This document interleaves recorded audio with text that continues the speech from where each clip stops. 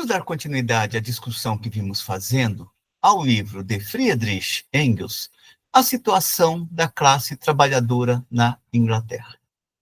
Discutiremos hoje, ou faremos hoje, a apresentação bastante resumida do capítulo do referido livro de Engels, capítulo este que tem por título geral Os Movimentos Operários. Aqui vamos encontrar um jovem Engels bastante entusiasmado com o desenvolvimento do movimento operário, e inclusive com a crença de que, em breve, seria realizada a revolução que derrubaria definitivamente o poder da burguesia. Não podemos esquecer que Engels escreveu este livro quando tinha pouco mais de 20 anos, resultado de uma pesquisa que realizou à medida em que cuidava de uma das empresas da família na Inglaterra.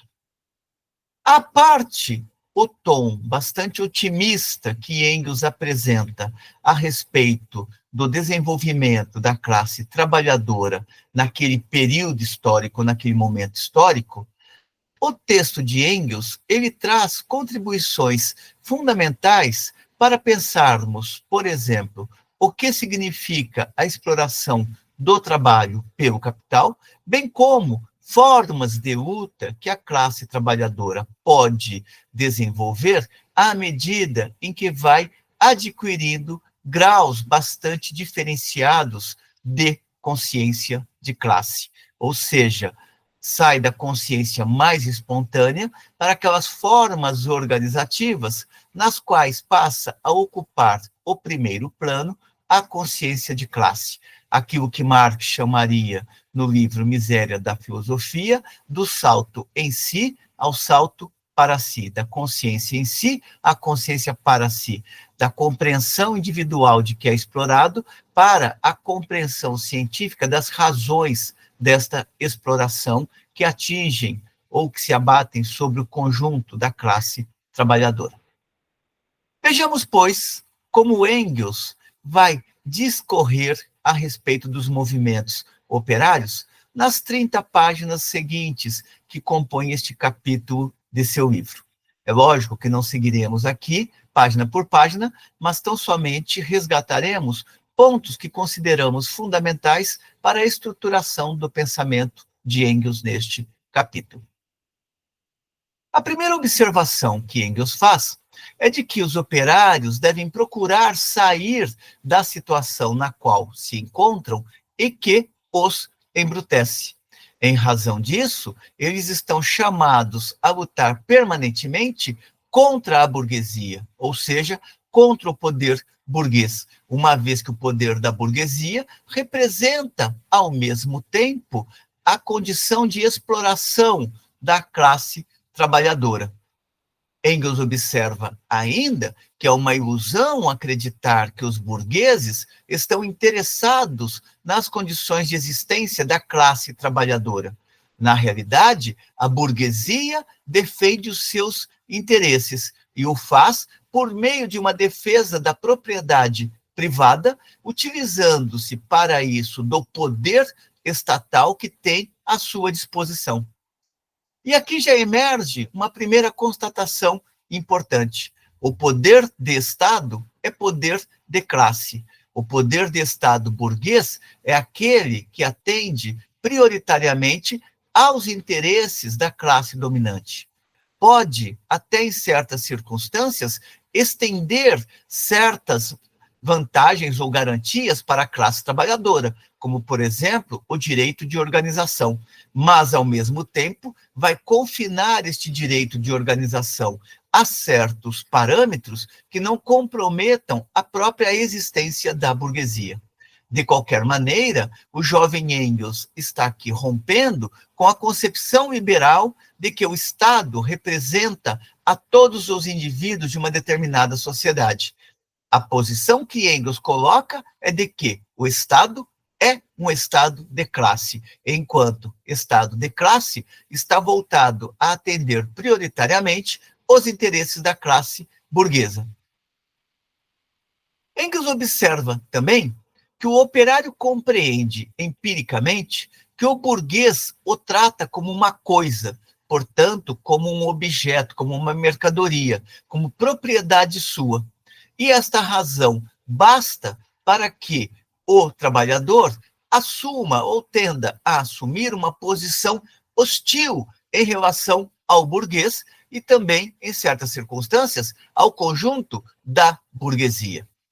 Para Engels, o operário só pode salvar sua condição humana, ou seja, só pode existir enquanto ser verdadeiramente humanizado, se estabelecer uma rebelião permanente contra a burguesia, de tal modo a constituir um novo modo de produção. Observemos também que Engels chegou ao comunismo antes de Marx. Engels chegou ao comunismo, ou à teoria comunista, ou à concepção de que é necessária a instauração de um modo de produção comunista, 2 anos antes de Marx. A partir deste período, ou seja, posteriormente, ambos desenvolverão uma colaboração teórica de mais de 40 anos. Mas Engels, nesse sentido, foi muito mais ativo, vamos dizer assim. Enquanto Marx ainda estava se debruçando na crítica da filosofia de Hegel, Engels já estava pensando os problemas reais da classe trabalhadora e compreendendo o que significava a estrutura da sociedade burguesa nascente. O foco de atenção de Engels será fundamentalmente a Inglaterra, tanto em razão de que a pesquisa empírica que ele realiza se dava na Inglaterra, como também a Inglaterra era o polo mais avançado da sociedade capitalista ou da sociedade burguesa à época. Marx não estudará por acaso no Capital, fundamentalmente, a Inglaterra. Se ambos estão olhando para a Inglaterra, é porque era necessário ver, estudar o desenvolvimento do capitalismo ali onde as relações de produção capitalista se encontravam mais desenvolvidas. Ou, como diz o próprio Marx, não se estuda a anatomia do homem pela anatomia do macaco. São as formas mais desenvolvidas que explicam as grandes tendências que aquela forma mais desenvolvida já contém em si. Nesse sentido, estudar o capitalismo na Inglaterra era fundamental, em razão de que na Inglaterra já estava em curso a Revolução Industrial, a transição da maquinaria para a grande indústria. Lembrando que a máquina vai ser cada vez mais aquele elemento que permitirá substituir trabalho vivo, isto é, a força de trabalho, por trabalho morto, ou seja, o valor que já está materializado naquela produção. Pegando, portanto, a Inglaterra como exemplo, dirá Engels: na Inglaterra, os atos mais violentos de hostilidade dos operários contra a burguesia e seus servidores, poderíamos dizer hoje, os aparatos ideológicos dos quais se serve a classe burguesa, os atos mais violentos de hostilidade dos operários contra a burguesia e seus servidores não são mais que a expressão aberta e sem disfarces daquilo que, às ocultas e perfidamente, a burguesia inflige aos operários. Neste sentido, a revolta dos operários contra a burguesia seguiu de perto o desenvolvimento da indústria e atravessou diversas fases. Portanto, quanto mais se transitou da manufatura para a grande indústria, mais se intensificaram as contradições no interior da ordem burguesa, contradições que envolvem fundamentalmente a relação capital e trabalho. Consequentemente, neste processo, a classe trabalhadora também foi ganhando a consciência de quais eram os seus interesses próprios face à ordem do capital ou frente à ordem do capital. No entanto, esta consciência dos trabalhadores não brota do chão espontaneamente como cogumelos. Trata-se de um longo processo histórico no qual a classe trabalhadora ela tem que passar por um aprendizado, não apenas teórico, mas também prático.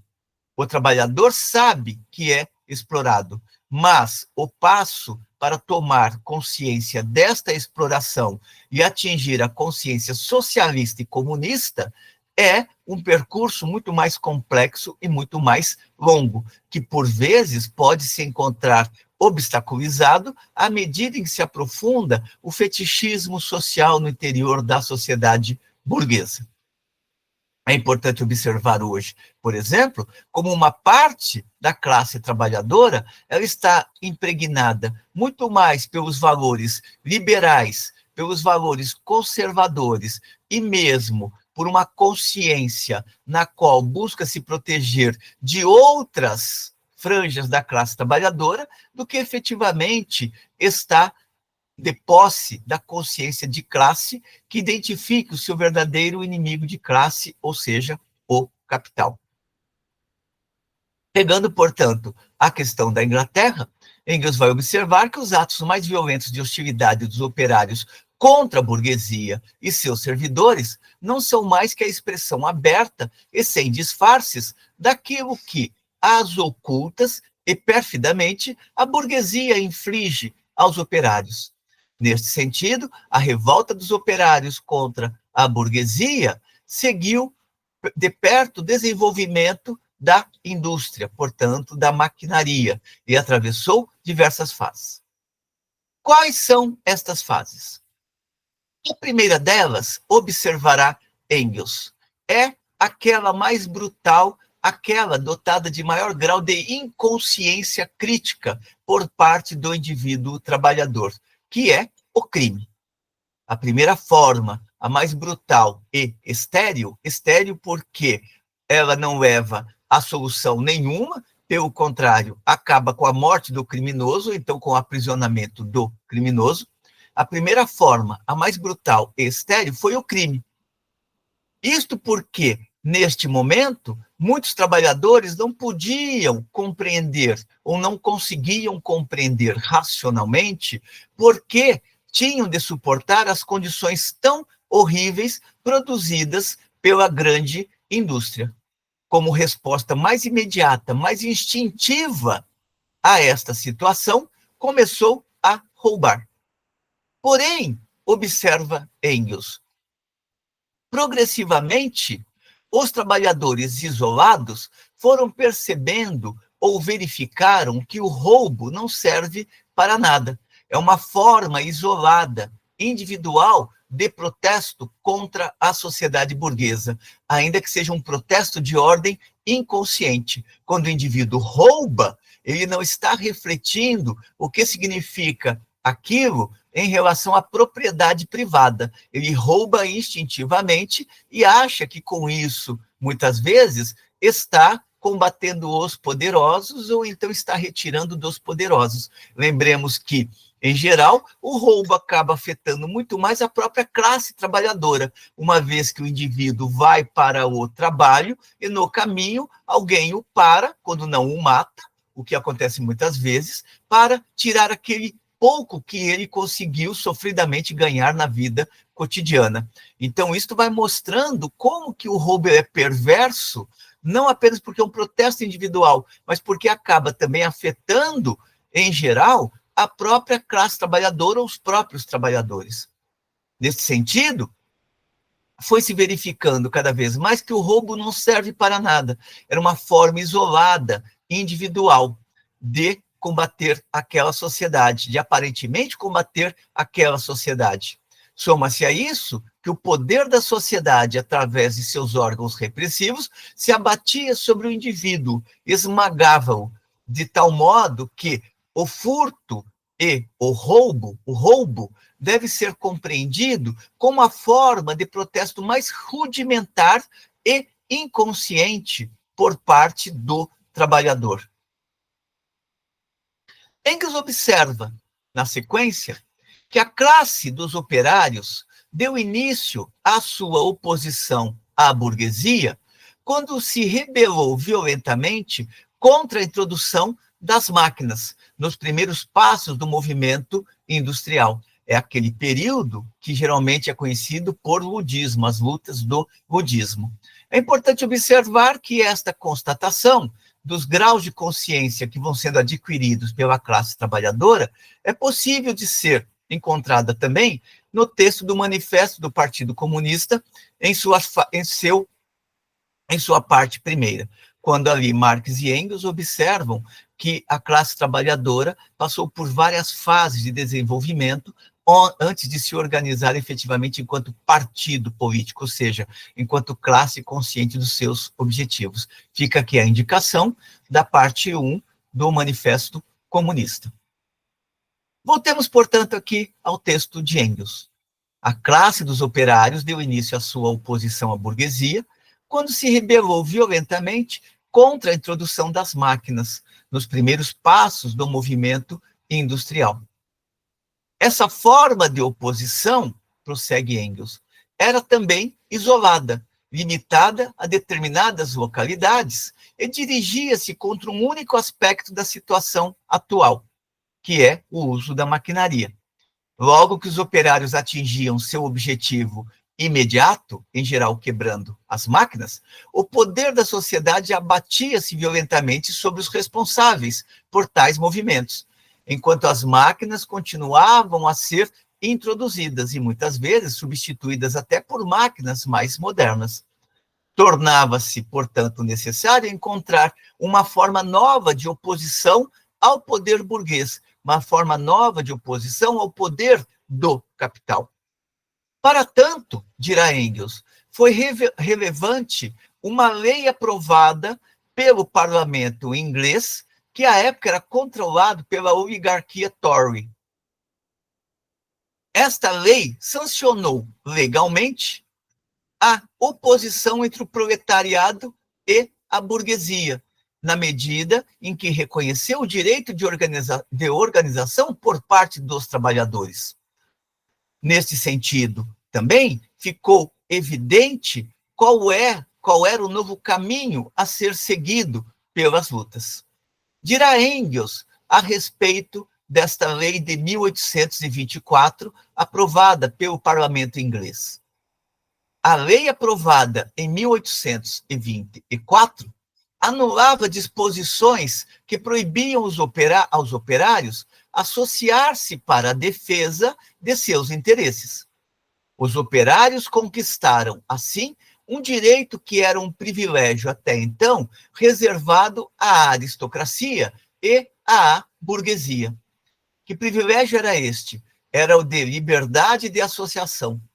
Anteriormente, existiram sociedades secretas entre os operários, nas quais eles se associavam.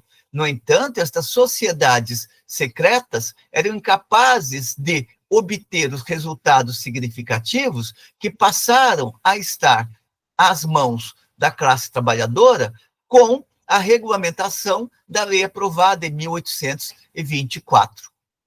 Ao sair da clandestinidade, os trabalhadores ganharam um novo poder de organização e, portanto, foram criadas condições para que estas lutas passassem a ser travadas em um outro plano. Dirá Engels, e aqui vamos resgatar quase que a passagem total na qual Engels coloca os efeitos desta lei de 1824. Quando, em 1824, os operários obtiveram o direito à livre associação, essas sociedades, até então secretas, passaram a assumir um caráter público e passaram a fazer isso de uma maneira bastante rápida, de tal modo que se expandiram por toda a Inglaterra e tornaram-se fortes. Aqui Engels está apontando para os embriões dos primeiros sindicatos, das primeiras organizações sindicais. Quais eram as finalidades dessas associações? Dirá Engels, eram suas finalidades fixar o salário, negociar em massa como força com os patrões, regular os salários em relação aos lucros patronais, aumentá-los no momento propício e mantê-los em todas as partes no mesmo nível para cada ramo do trabalho. Por isso, trataram de negociar com os capitalistas uma escala salarial a ser cumprida por todos e a recusar empregos oferecidos por aqueles que não a respeitassem. Ademais, portanto, além disso, outras finalidades destas associações eram manter o nível de procura do trabalho, limitando o emprego de aprendizes, e assim impedir também a redução dos salários. Estas associações também combatiam, no limite do possível, os estratagemas patronais utilizados para reduzir salários mediante a utilização de novas máquinas e instrumentos de trabalho. E, enfim, elas ajudavam financeiramente os operários desempregados. Esta ajuda se efetuava com os fundos de caixa de associação, ou mediante um cartão de identificação. Seria como os trabalhadores pagando hoje a contribuição sindical. Um cartão de identificação do titular, que muitas vezes se via obrigado a deslocar-se de cidade a cidade em busca de emprego, portanto, procurando trabalho. E em cada uma destas cidades, este trabalhador apresentava este cartão e recebia a solidariedade dos trabalhadores daquela cidade ou daquela região. Estes trabalhadores que vagavam de emprego a emprego por toda a Inglaterra eram chamados de trumpers. Prossegue Engels observando que quando foi possível e vantajoso, os operários de um mesmo ramo de trabalho de diferentes distritos uniram-se numa associação federada, aquilo que poderíamos chamar hoje por central sindical, organizando assembleias de delegados em datas fixas. Em alguns casos, tentou-se unir numa só organização toda a Inglaterra, que seria a ideia de uma central única dos trabalhadores, ao contrário do Brasil, onde a Central Única dos Trabalhadores existe apenas no nome, uma vez que convivem com ela várias outras organizações que também se pretendem como centrais sindicais únicas. Em alguns casos, tentou-se unir numa só organização de toda a Inglaterra os operários de um mesmo ramo, e houve tentativas de criar uma única associação geral de operários de todo o reino, com organizações específicas para cada categoria. Seria a organização por ramos de atividade. Mas esses experimentos foram raros e de curta duração, porque uma organização desse tipo só pode ter vida e eficácia à base de uma agitação geral e excepcional de intensidade. Ou seja, seria a ideia de fazer uma central que atuasse na base da classe trabalhadora, e não uma central que ficasse a todo momento negociando apenas com o patronato certas melhorias, ou até mesmo no âmbito do Estado, sem levar estas decisões para a própria base. Estas associações costumavam utilizar vários recursos para conseguirem os seus objetivos. Um deles era a suspensão do trabalho, aquilo que a expressão inglesa denomina por turnout ou strike, que é a greve. A suspensão do trabalho, que era parcial, quando um ou alguns patrões se recusavam a pagar o salário proposto pela associação. Ou então poderia ser uma greve geral, quando a recusa provinha de todos os patrões de um determinado ramo de atividade em pagar os salários acordados com as associações, ou seja, aqueles acordos estabelecidos entre o patronato e a organização dos trabalhadores. Eram meios legais de que se podia valer a associação, desde que a suspensão do trabalho fosse precedida de um aviso prévio ao poder de Estado. Tais meios eram extremamente limitados, no entanto. E por que eram limitados? Eram limitados porque há operários que não participavam da associação e outros que, seduzidos pelas vantagens imediatas que os burgueses lhes ofereciam, delas se afastavam. Sobretudo, no caso de greves parciais, os industriais não tinham dificuldade em recrutar novos trabalhadores, os chamados fura-greves, expressão inglesa knobsticks, e levar ao fracasso os esforços dos operários associados. Isso fazia com que os trabalhadores, com suas associações, tanto pudessem coletar vitórias, como também derrotas. E perceberam também que as greves combatiam os efeitos e não as causas da exploração. Observaram que não dava para mudar a lei econômica, segundo a qual o salário no mercado de trabalho é regulado pela relação entre a demanda e a oferta. As associações, nesse sentido, se mostravam impotentes diante de todas as grandes causas que operam sobre esta relação. Portanto, era necessário combater não apenas os efeitos das relações de exploração, mas as causas das relações de exploração, portanto, combater a própria burguesia enquanto classe. Ainda que estas associações e estas greves pudessem ter efeitos limitados, é importante observar, diz Engels, que sem elas, o capital teria uma sanha muito mais feroz sobre os trabalhadores do que tendo de se confrontar com estas organizações, deixados diante de uma sociedade na qual os trabalhadores não contassem com organização nenhuma, a tendência era ter aquilo que se verificou durante a fase da acumulação primitiva. Os patrões eram proibidos por lei de pagar salário máximo, mas não eram proibidos de pagar cada vez mais salário mínimo, ou seja, rebaixar cada vez mais o valor da força de trabalho, sem sofrerem punições por isso.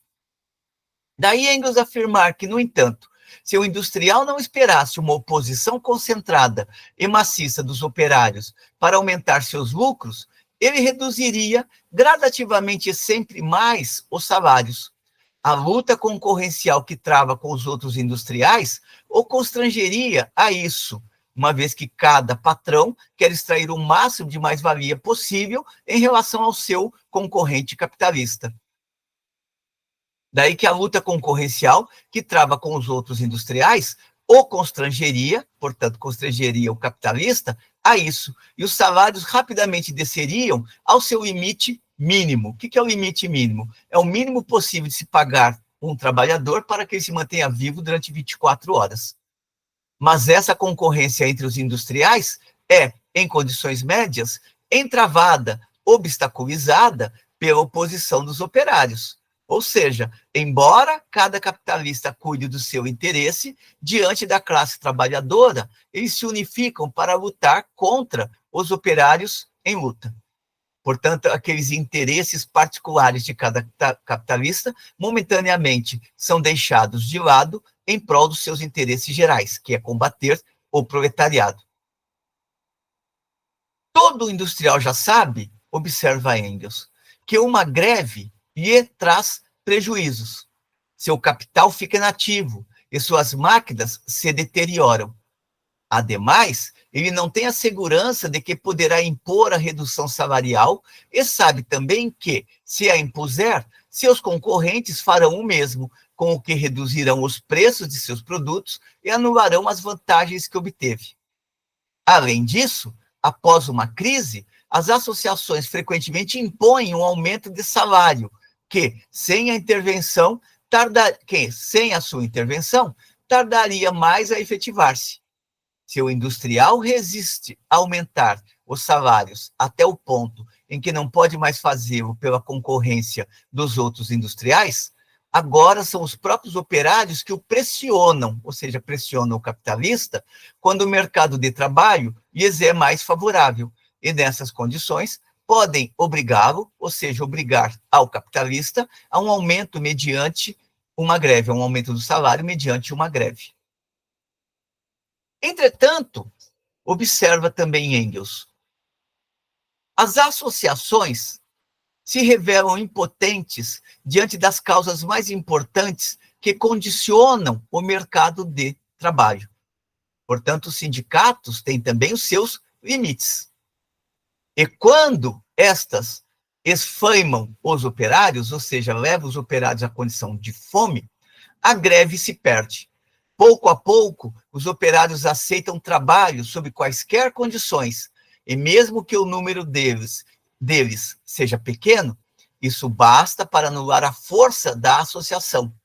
Os knobsticks, ou seja, os fura-greves, e os estoques de mercadorias que ainda existem no mercado, permitem à burguesia esvaziar as consequências negativas da greve sobre os seus negócios. Os fundos da associação logo se esgotam, dado o grande número de operários que recorrem a ele. Os merceeiros, ou seja, donos de mercearias, não tardam a negar o crédito aos trabalhadores, que inicialmente concediam a altos juros.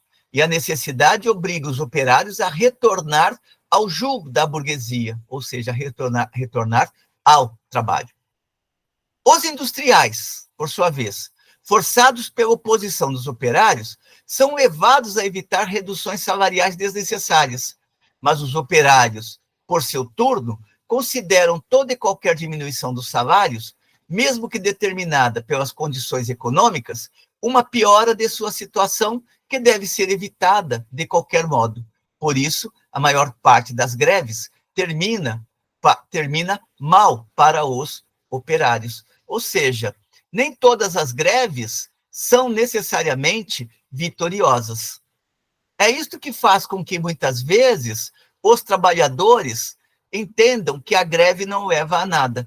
Mas é lógico que é necessário sempre ter o sindicato esclarecer aos trabalhadores que nem sempre vão ganhar com a greve, mas sempre vão perder se não se organizarem para lutar contra a exploração do capital. Porque de livre e espontânea vontade, o capital não vai cuidar de providenciar reposição salarial para os trabalhadores. Este é um grande desafio que se coloca hoje no século XXI, mas sempre se colocou desde o século XIX, para a relação envolvendo os trabalhadores e os sindicatos. Isto para não dizer a relação existente entre os trabalhadores, os sindicatos e os partidos que pretendem representar a classe trabalhadora. Prossegue Engels. É, pois, de se perguntar por que os operários entram em greve, dada a evidente ineficácia de sua ação? Responde ele, simplesmente porque devem protestar contra a redução do salário e mesmo contra a necessidade de uma tal redução. Devem expressar claramente que, como homens, portanto, como seres humanos, não podem adaptar-se às circunstâncias, mas, ao contrário, as circunstâncias devem adaptar-se a eles, ou seja, eles não devem reduzir o seu padrão de vida, caindo cada vez mais naquela condição precária de existência. Pelo contrário, se novas necessidades se colocam para os trabalhadores, eles têm que lutar para satisfazer essas novas necessidades. Esta passagem é extremamente importante, portanto, voltemos a ela. Não podem adaptar-se às circunstâncias, mas, ao contrário, as circunstâncias devem adaptar-se a eles. Eles quem? Os homens, porque sua omissão equivaleria à aceitação dessas condições de vida, ao reconhecimento do direito da burguesia de explorá-los durante períodos de prosperidade e deixá-los morrer de fome nos períodos desfavoráveis, ou seja, aqueles onde se anuncia a chamada crise econômica. Deste modo, os operários protestam, porque ainda não perderam os sentimentos humanos que carregam com si, ou seja, ainda têm a dimensão de uma certa dignidade humana, ou seja, de viverem como homens. É lógico que essa ideia da dignidade humana também é explorada pelo capital no sentido de fazer com que o trabalhador aceite determinadas condições mais degradantes de trabalho. Para Engels, o protesto concreto, realizado através dessas formas de luta dos trabalhadores, tem a sua eficácia. Qual é a eficácia?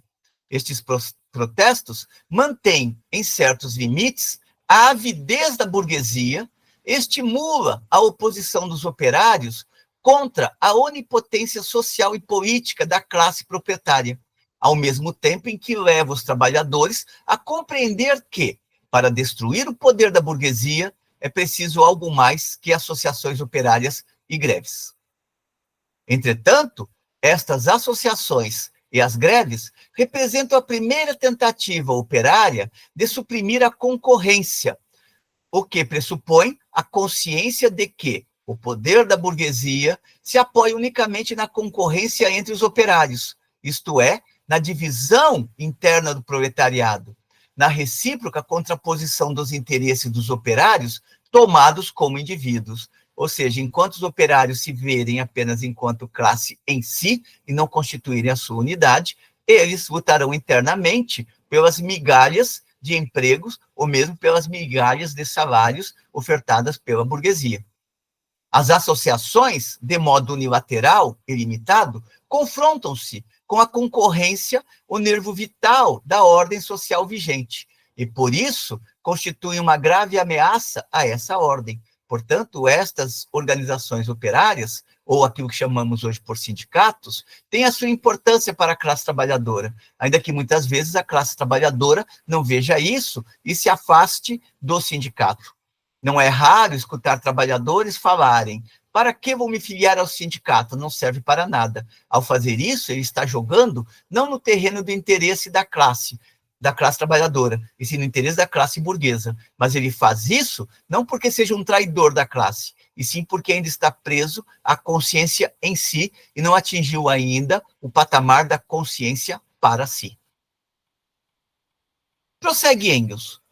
Uma vez suprimida a concorrência entre os operários, portanto, a partir do momento que eles ganharem consciência de classe, uma vez que todos se decidam a não mais deixar-se explorar pela burguesia, o reino da propriedade privada chegará ao fim. O salário depende da relação entre oferta e procura, demanda e oferta, da conjuntura do mercado de trabalho. Os operários, quando decidirem não mais se deixar comprar e vender, quando se afirmarem como homens na determinação do valor efetivo do trabalho, homens no sentido de que exigem um patamar de existência verdadeiramente humano, e não uma aparência de humanidade que se dá mediante o recebimento do salário. Quando decidirem não mais se deixar comprar e vender, quando se afirmarem como homens na determinação do valor efetivo do trabalho, quando demonstrarem que, além da força de trabalho, eles dispõem também de vontade, então toda a economia política moderna e as leis que regem o salário haverão de desaparecer. A necessidade os compele a destruir a concorrência em geral. Para Engels, em períodos de particular agitação, surgem, com ou sem conhecimento de seus dirigentes, ações isoladas dos trabalhadores, guiados muito mais pela paixão selvagem e irrefreável. É aquilo que nos anos 60, 1960, se chamava por greves selvagens, aquelas greves que explodem sem a direção de uma organização, como é o caso dos sindicatos. É o que aconteceu, por exemplo, no primeiro momento, em 1978, no Brasil, quando os trabalhadores do ABC saíram em greve, passando por cima, no primeiro momento, dos sindicatos, que depois tiveram que correr atrás para organizar aquelas lutas. Engels observa também que a classe proprietária, portanto, a burguesia, é capaz de opor-se com extrema violência a estas associações e procura incessantemente demonstrar aos operários a inutilidade destas associações. Ou seja, por que recorrer ao sindicato se nós podemos negociar o teu salário individualmente? Ou podemos negociar no interior da fábrica um salário um pouco melhor para vocês, com participação nos lucros e resultados, de tal modo que o sindicato se torna desnecessário, vocês não precisam recorrer a eles. Isto está no terreno ideológico da dominação burguesa. A classe proprietária opõe-se, portanto, com extrema violência às associações e procura incessantemente demonstrar aos operários sua inutilidade, utilizando argumentos válidos do ponto de vista da economia política burguesa, mas não dos interesses reais da classe trabalhadora. Um dos argumentos ideológicos utilizados pela burguesia é o de tratar os movimentos no interior da classe trabalhadora como sendo resultado da influência de agitadores mal intencionados, como resultado da existência no interior das categorias profissionais, ou no interior da própria classe trabalhadora, de maus elementos, de demagogos, de desordeiros e de jovens. Sustenta muitas vezes o argumento burguês de que aqueles que agitam são funcionários pagos pelos sindicatos que não têm o mínimo interesse de ver a classe trabalhadora vivendo pacificamente e, por isso, estimulam a agitação. Observemos como esse discurso é totalmente atual, ou seja, as agitações decorrem de figuras insanas que procuram conturbar o ambiente. É interessante observar que este argumento apareceu até mesmo no quebra-quebra, na Praça dos Três Poderes, onde as narrativas, as chamadas narrativas, né, pós-modernas, procuraram vender a ideia de que quem estava quebrando tudo lá no Supremo Tribunal Federal, no Congresso e tudo mais, eram agitadores de esquerda vestidos com camisa amarela apenas para enganar os eleitores e indicar que aqueles que estavam quebrando eram indivíduos da direita. Notem como esses argumentos continuamente se reproduzem no interior da ordem burguesa para desacreditar a luta dos trabalhadores. As evidências mostram hoje que não se tratava de petistas vestindo camisas amarelas, e sim camisas amarelas de extrema-direita, de direita, ou dentro daquele leque que comumente se chama hoje de bolsonarismo, que estavam efetivamente quebrando com a intenção, conforme revelam investigações recentes, de estimular a realização de um golpe ou criar o caldo para a realização de um golpe de Estado onde os militares voltassem ao poder. Faço esta observação, este parênteses, para mostrar como que a todo momento o poder do capital, ele reconstrói o seu terreno ideológico a fim de garantir a subordinação e a dominação da classe trabalhadora. Criar na classe trabalhadora uma certa indignação que beneficie não os próprios trabalhadores, mas sim a própria ordem do capital. Prossegue Engels observando que a frequência de greves na Inglaterra tornou-se um grande indicador do ponto atingido pelas lutas sociais naquele país, aquilo que Engels vai chamar por guerra social. A partir deste momento, ele começa a analisar qual a importância das greves no interior das lutas travadas pelos trabalhadores contra o capital. As greves são, em geral, pequenas escaramuças de vanguarda, ou seja, daqueles trabalhadores mais conscientes, e, às vezes, combates mais importantes. Não solucionam nada definitivamente, mas são a prova de que se aproxima o confronto decisivo entre o proletariado e a burguesia. Aqui é o Engels bastante otimista, dado o grau que as lutas haviam atingido na Inglaterra naquele período. Elas são a escola de guerra na qual os operários se preparam para a grande batalha, agora inevitável, né? Lembremos que esta ideia da escola de guerra, das greves como escola de guerra, será resgatada posteriormente por Lenin, e a grande batalha é a revolução, a realização da revolução. O agora inevitável, no sentido de que, na leitura de Engels, as lutas haviam atingido um tal grau de acirramento que o proletariado tinha grandes possibilidades de realizar movimentos capazes de derrocar definitivamente a burguesia. Lembremos que o Engels e o Marx de maturidade não faziam afirmações desse tipo sobre a inevitabilidade da revolução. Eles eram muito mais cautelosos, porque eles entendiam que as revoluções decorrem de processos sociais concretos e não do desejo deste ou daquele de que ela se realize. De qualquer maneira, Engels não abandona a ideia de que as greves, como escola de guerra da classe trabalhadora, ou seja, como preparativo para a realização de uma revolução futura, elas tinham a sua eficácia insuperável. Outro ponto importante deste texto de Engels refere-se a como que a lei é sagrada para o poder burguês. Para o burguês, observará Engels, a lei é sagrada, uma vez que é obra sua, produzida para protegê-lo e garantir seus privilégios. Portanto, a lei não é a lei de todos. A lei é a lei de uma determinada classe social. Atende prioritariamente a uma determinada classe social.